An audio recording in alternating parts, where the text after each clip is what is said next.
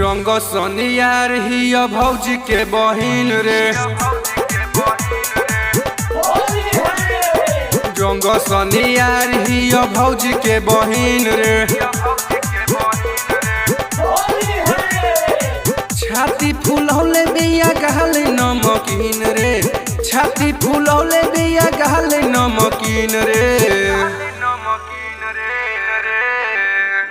रंग सोनियार हिया भौजी के बहिन रे। रंग सोनियार हिया भौजी के बहिन रे।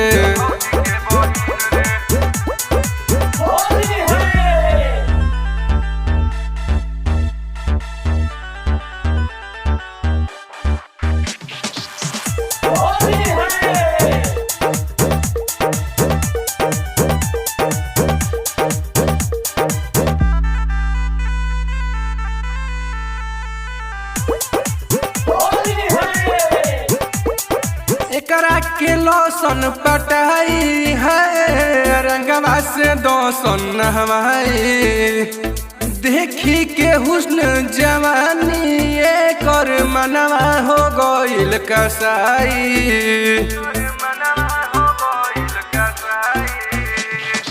एकरा के लोसन पटाई है रंगवा से दोसन नहवाई।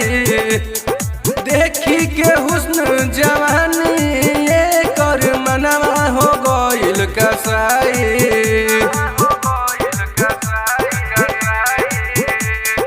देखे में ही लागेले कि बिया को मशीन रे।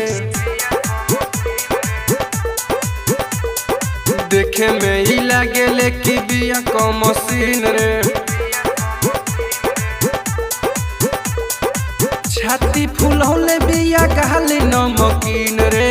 छाती फुलौले बिया गहले नमकीन रे।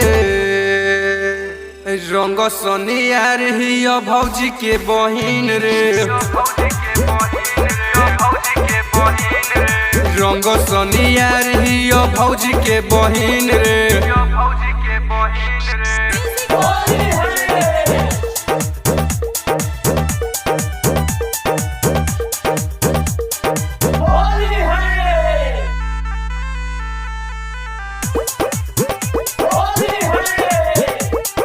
सोरहे बरिस के जवानिया हो भरल जवानी बधनिया हो।